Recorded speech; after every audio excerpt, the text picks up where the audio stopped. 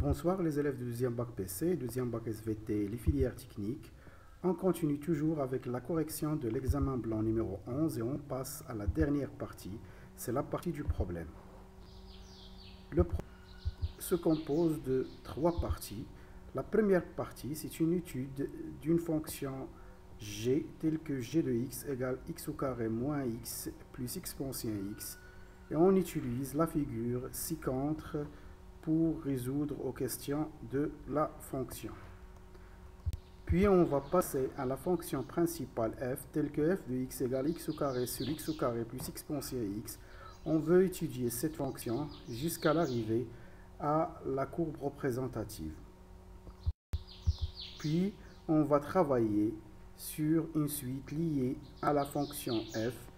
Les questions classiques, montrer que un est majoré ou bien minoré, ou bien borné. Puis on va étudier la monotonie de la suite UN pour déduire qu'elle est convergente. Et on utilise la propriété principale pour déterminer sa limite. Alors, on commence. La figure ci-contre est la représentation graphique dans un repère orthonormé de la fonction g définie sur R par g de x égale x au carré moins x plus exponentielle de x. On veut répondre aux questions de la partie 1 seulement à partir du graphe. Le graphe est le suivant. La première question, on veut déterminer la limite quand x tend vers plus l'infini de g de x et la limite quand x tend vers moins l'infini de g de x, bien sûr selon le graphe. On déduit selon le graphe que lorsque x tend vers plus l'infini, ici quand on dit x, on doit voir l'axe des abscisses. Lorsque x tend vers plus l'infini, on constate que la courbe de la fonction g monte jusqu'à l'infini, c'est-à-dire la limite quand x tend vers plus l'infini de g de x, c'est plus l'infini. Aussi, lorsque x tend vers moins l'infini, on voit ça sur l'axe des abscisses bien sûr, lorsque x tend vers moins l'infini, donc c'est-à-dire il passe de 0 à moins 1, à moins 2, à moins 3, etc., on constate aussi que la courbe de la fonction monte jusqu'à plus l'infini. Cela veut dire que la limite quand x tend vers moins l'infini de g de x est aussi plus l'infini. Maintenant, on veut déterminer g de 1. Pour déterminer g de 1, on prend 1 sur l'axe des abscisses, on le projette sur la courbe de la fonction et on le projette aussi, on projette la projection sur l'axe des ordonnées et on trouve que l'image de 1 par la fonction g, c'est 3. Maintenant, g' de 0. G' de 0, si on passe au point d'abscisse 0, si on passe à 0, on constate dans le point d'abscisse 0 et d'ordonnée 1, puisque l'image de 0 c'est 1, par la fonction g, le point de coordonnée 0, 1, on constate qu'il y a une tangente horizontale. C'est-à-dire que g' de 0 égale 0. Le point dans g' de son abscisse est 0. Dans ce point-là, il y a une tangente horizontale. Puisqu'il y a ici dans la courbe une tangente horizontale au point d'abscisse 0, cela veut dire que g' de 0, c'est 0. Maintenant, on détermine le nombre de solutions de chacune des équations g de x égale moins 1 et g de x égale 2. Si on prend l'équation g de x égale moins 1, c'est comme on veut dire de déterminer l'intersection de la courbe de g avec la droite d'équation y égale moins 1. Alors, si on veut demander de déterminer l'intersection de la courbe de g avec la droite d'équation y moins 1, normalement, on résout l'équation g de x égale y, qui est g de x égale moins 1. Alors, si on prend la droite d'équation y égale moins 1, qui est une droite parallèle, qui passe par moins 1 et parallèle à l'axe des abscisses, on constate que C de f n'a aucune intersection avec la droite. C de g n'a aucune intersection avec la droite, ce qui veut dire que l'équation g de x égale moins 1 n'a aucune solution. Bien sûr, on pourra aussi dire que le point moins 1 sur l'axe des ordonnées n'a aucun antécédent, c'est-à-dire il n'y a aucun x tel que son image égale moins 1. Maintenant, l'équation g de x égale 2, on constate, si on veut déterminer l'intersection de la courbe de g avec la droite d'équation y égale 2, normalement, on doit résoudre l'équation g de x égale y qui est g de x égale 2. Si on trace la droite d'équation y égale 2, qui est une droite qui est parallèle à l'axe des abscisses et passe par 2, on constate que cette droite coupe la courbe en 2 points, ce qui veut dire que l'équation g de x égale 2 admet 2 solutions. Bien sûr, le point 2 est là de 2 antécédents, comme vous voyez sur la courbe de la fonction. La résolution graphique des équations, des inéquations, et n'importe quelle question liée au graphe ne demande pas de calcul algébrique. Seulement, on cite le résultat. Maintenant, on veut dresser le tableau de variation de G à partir du graphe. Ici, on constate, on commence bien sûr de moins l'infini jusqu'à plus l'infini sur l'axe des abscisses. On constate que la courbe diminue de moins l'infini jusqu'à 0, puis elle augmente de 0 jusqu'à plus l'infini. Cela veut dire que la fonction est décroissante de moins l'infini à 0 et croissante de 0 à plus l'infini. La limite quand x tend vers moins l'infini et plus l'infini ont donné tous les deux plus l'infini. Et l'image de 0, c'est 1. Et dans le point de coordonnées 0, 1, il y a une tangente horizontale. C'est pour cela g' de 0 égale 0. Maintenant, on veut déterminer la valeur minimale de la fonction g. Selon le graphe, on constate que 1 est une valeur minimale de g sur R, ce qui veut dire que pour tout x de R, g de x est supérieur ou égal à 1. Et puisque 1 est supérieur strictement à 0, alors pour tout x de R, g de x est supérieur strictement à 0. Maintenant, on va passer à la fonction principale f. La première question, on veut montrer que la limite quand x tend vers plus l'infini de exponentielle x sur x au carré égale plus l'infini. Et ce résultat est évident puisque c'est une limite usuelle. On a en général la limite quand x tend vers plus l'infini de exponentielle x sur x à la puissance n, c'est plus l'infini. Donc en particulier, la limite quand x tend vers plus l'infini de exponentielle x sur x au carré est aussi plus l'infini. Rien à démontrer, il suffit de le dire. Maintenant, la limite quand x tend vers plus l'infini de f de x, on remplace f de x par sa valeur. Si on remplace, on va trouver plus l'infini sur plus l'infini, c'est une forme indéterminée. Pour cela, on va factoriser par x au carré. On trouve ce résultat. On simplifie x au carré et on trouve la limite quand x tend vers plus l'infini de 1 sur 1 plus exponentielle x sur x au carré. Et on sait que la limite quand x tend vers plus l'infini de exponentielle x sur x au carré vaut 0. Vaut plus l'infini, désolé, selon la partie précédente. Ça va rester 1 sur plus l'infini qui vaut 0. Bien sûr, car la limite quand x tend vers plus l'infini de exponentielle x sur x au carré est plus l'infini. Et bien sûr, 1 sur plus l'infini, c'est 0. Maintenant, on passe à l'interprétation graphique. Puisqu'on a trouvé que la limite quand x tend vers plus l'infini de f de x, c'est 0, cela veut dire que la droite d'équation y égale 0 est une asymptote horizontale de c de f au voisinage de plus l'infini. La droite d'équation y égale 0, c'est l'axe des abscisses. Maintenant, on va passer à la limite quand x tend vers moins l'infini de f de x. On remplace f de x par sa valeur. Si on remplace la limite quand x tend vers moins l'infini de x au carré, c'est plus l'infini. Et en dénominateur, ça va donner moins l'infini. La limite quand x tend vers moins l'infini de x au carré, c'est plus l'infini. Exponentielle moins l'infini, c'est 0. Ça va donner plus l'infini sur plus l'infini, c'est une forme indéterminée.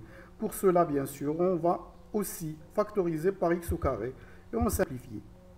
Et on trouve ce résultat. Et on a la limite quand x tend vers moins l'infini de exponentielle de x, c'est moins l'infini, ce qui veut dire que la limite quand x tend vers moins l'infini de exponentielle x sur x au carré est aussi 0. Il va rester 1 sur 1 qui est 1. Bien sûr, la justification comme d'habitude, la limite quand x tend vers moins l'infini de exponentielle x c'est 0, ce qui nous donne que la limite quand x tend vers moins l'infini de exponentielle x sur x au carré c'est 0. 0 sur n'importe quoi est sauf 0 sur 0. Les autres, 0 sur n'importe quoi vaut 0. 0 sur plus l'infini, c'est 0. Puisque la limite quand x tend vers moins l'infini de f de x c'est 1, alors la droite d'équation y égale 1 est une asymptote horizontale de c de f au voisinage de moins l'infini. On passe maintenant à la dérivée de f. F est dérivable sur R et on a f' de x, c'est une fraction qui va donner x au carré prime sur x au carré plus exponentielle de x moins x au carré facteur de x au carré plus exponentielle de x prime sur x au carré plus exponentielle de x au carré. La dérivée de x au carré c'est 2x et la dérivée de exponentielle x c'est elle-même, ce qui va donner ceci. On développe, puis on pourra simplifier par 2x au cube et on trouve 2x exponentielle de x moins x au carré exponentielle de x. On factorise par x et exponentielle de x et on trouve le résultat souhaité. Maintenant, on va dresser le tableau de variation de la fonction f. Pour cela, on doit étudier le signe de f' de x.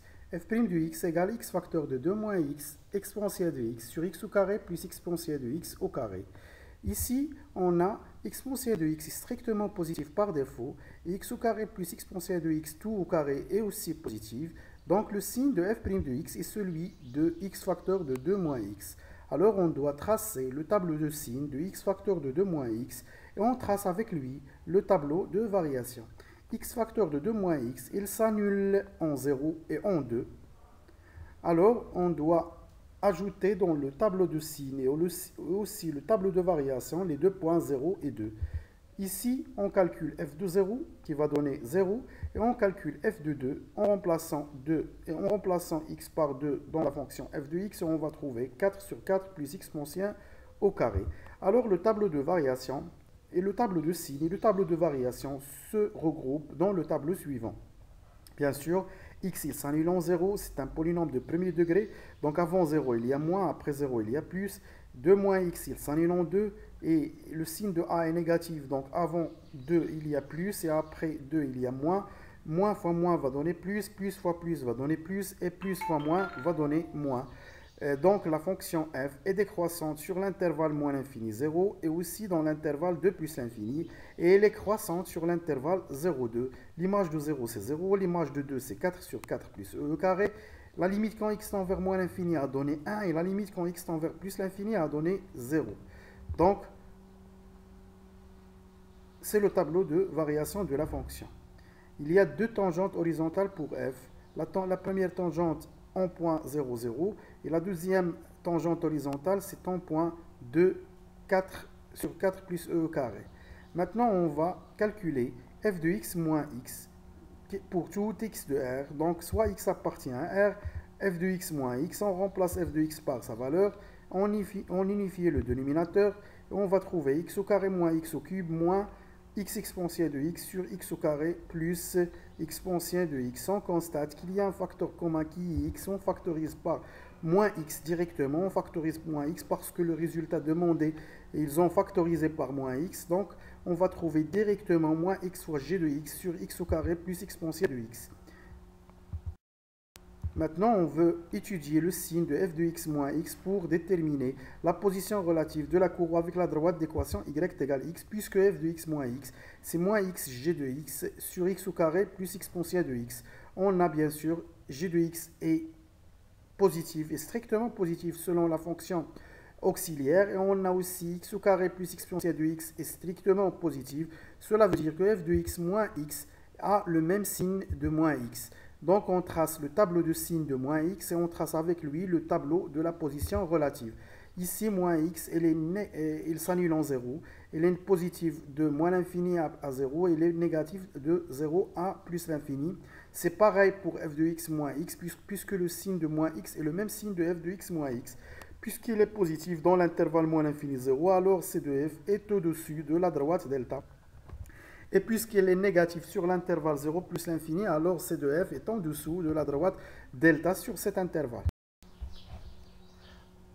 On trace maintenant la courbe de la fonction f ainsi que la droite d'équation delta d'équation y égale x.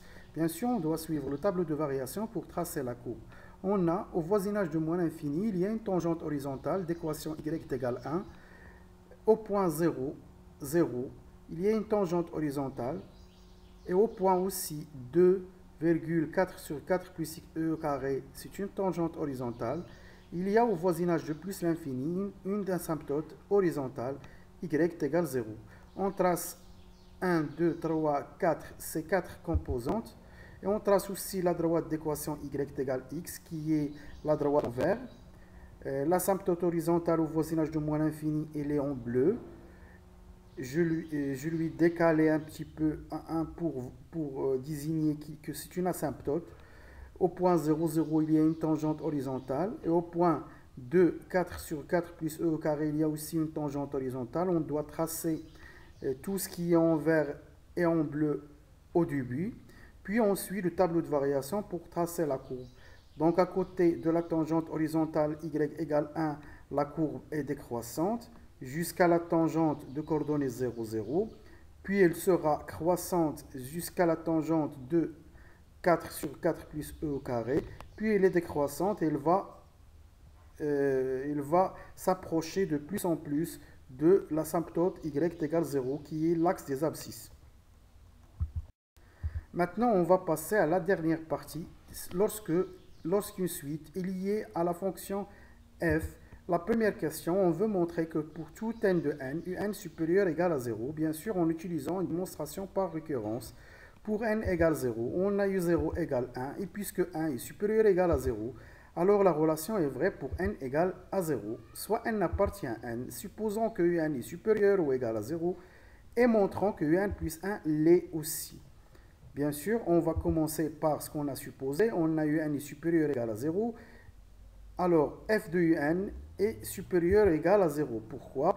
Parce que, selon le tableau de variation de la fonction f, on constate que 0, c'est une valeur minimale de f sur l'intervalle qui nous intéresse ici, c'est 0 plus l'infini, puisque un appartient à l'intervalle 0 plus l'infini, ce qui veut dire que f de x est supérieur ou égal à 0. Donc, f de un, c'est un plus 1, ce qui veut dire que un plus 1 est supérieur ou égal à 0. La conclusion, pour tout n de n, un est supérieur ou égal à 0. Maintenant, on veut étudier la monotonie de la suite un. Avant, dans la première question, la démonstration par récurrence lorsque un il y a une fonction est plus facile que lorsque la fonction est isolée, que la suite est isolée seule. Parce qu'on commence toujours par ce qu'on a supposé et on fait entrer f et on conclut. Maintenant, pour étudier la monotonie, aussi, ça sera plus facile. Au lieu de calculer un plus 1 moins un lorsque la suite est isolée, ici, il suffit d'utiliser la position relative, la question de la position relative pour déduire la monotonie de la suite un. Pourquoi? Parce que on a, sur l'intervalle ici, 0 plus l'infini, puisque on a montré que un est égal à 0, c'est-à-dire un appartient à l'intervalle 0 plus l'infini. Donc sur l'intervalle 0 plus l'infini, on a f de x moins x est inférieur ou égal à 0. On doit ici fermer l'intervalle en 0, puisque un est supérieur ou égal à 0. Rectifiez là s'il vous plaît. Donc pour tout x appartient à l'intervalle 0 plus l'infini, selon le tableau de la position relative, on a trouvé f de x moins x est négatif. Et puisque un appartient à cet intervalle, alors f de un moins un est inférieur ou égal à 0. Et f de un c'est un plus 1, ce qui veut dire que un plus 1 moins un est négatif. Alors la suite un est décroissante. Donc la monotonie est toujours liée à la question de la position relative sans besoin de calculer un plus 1 moins un. Maintenant, on veut déduire que un est convergente puisqu'elle est décroissante et minorée par 0, alors elle est convergente. Pour déterminer sa limite, on doit appliquer le théorème qui contient 5 conditions. La première condition, c'est un plus 1 égale f de un, c'est donné, c'est toujours donné. La deuxième condition, f est continue sur l'intervalle 0 plus l'infini. C'est déjà montré lorsqu'on a étudié la fonction f, puisqu'on a montré que f est monotone et dérivable sur l'intervalle 0 plus l'infini par défaut, donc elle est continue. Il suffit de dire ces conditions.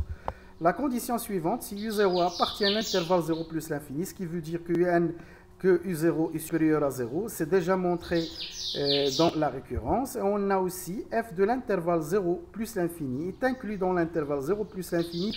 Et aussi, c'est déjà montré dans la récurrence. Ici, s'il vous plaît, vous devez changer l'intervalle. L'intervalle, il est fermé en 0 dans toutes ces conditions. La dernière condition, c'est UN est convergente. Elle est déjà montrée ici. Donc, les 5 conditions nous permettent de dire que la limite de UN est la solution de l'équation f de x égale x. Et ce n'est pas la peine de résoudre cette équation puisqu'on a déjà trouvé que f de 0 égale 0. Ce qui fait que 0 est une solution de cette équation. Alors, la limite de UN, c'est 0.